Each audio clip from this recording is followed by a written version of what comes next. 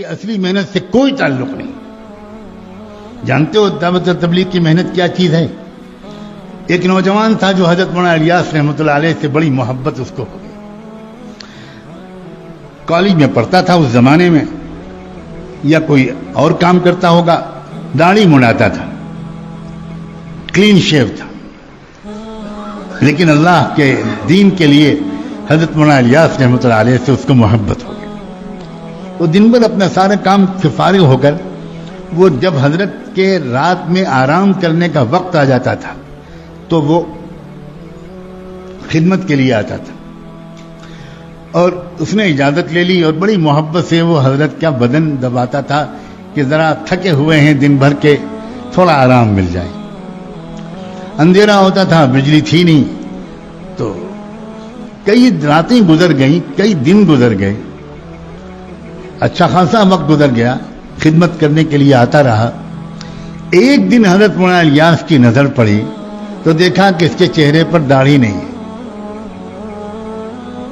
تو یہ سمجھ کر کہ اب تو یہ ہمارا اپنا ہو گیا، محبت کرنے لگا، کوئی حرج نہیں اس سے یہ بات کہنے میں. تو اس سے کہا حضرت مولانا الیاس نے کہ بیٹا تم داڑھی رکھ لو، اتنے اچھے نوجوان ہو تم داڑھی رکھ لو. کچھ نہیں بولا، وہ بیچارہ چلا گیا. لیکن ابھی اس کو فوراً داڑھی رکھنے کی ہمت نہیں ہوئی، تو اس نے پھر حضرت مولانا الیاس رحمۃ اللہ کے پاس آنا ہی چھوڑ دیا، ڈر کے مارے، شرم کے مارے کہ میں نے ان کی بات نہیں مانی، کیسے جاؤں ان کے پاس.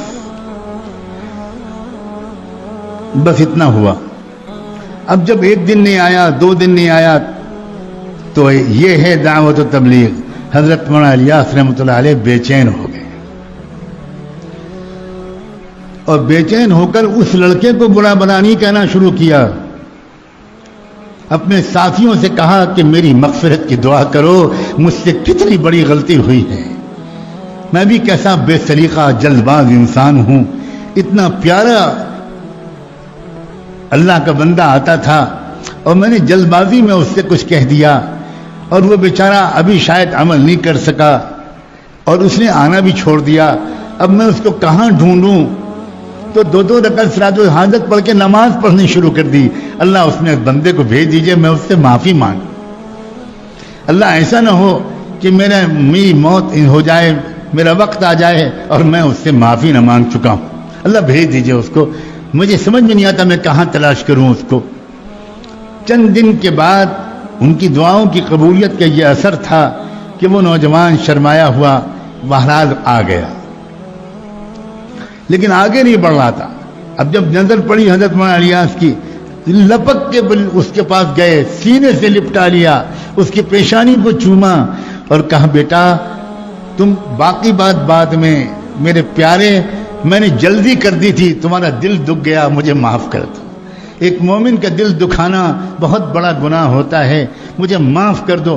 جب تک تم کہو گے نہیں کہ میں نے آپ کو معاف کر دیا، تب تک میں تمہارا ہاتھ دامن نہیں چھوڑوں گا.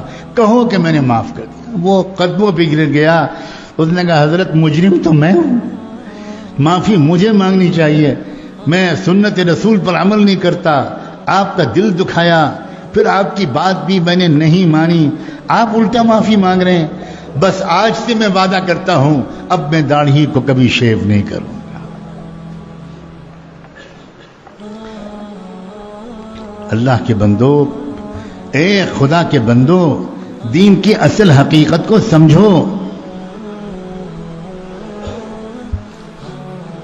جب کسی انسان کے اندر دین کی اصل حقیقت اترتی ہے تو یاد رکھنا اس کی نظر لوگوں کے ظاہر سے پہلے اور ظاہر سے زیادہ ان کے باطن پر پڑتی ہے. وہ لوگوں کی خوبیاں ڈھونڈ لیتے ہیں.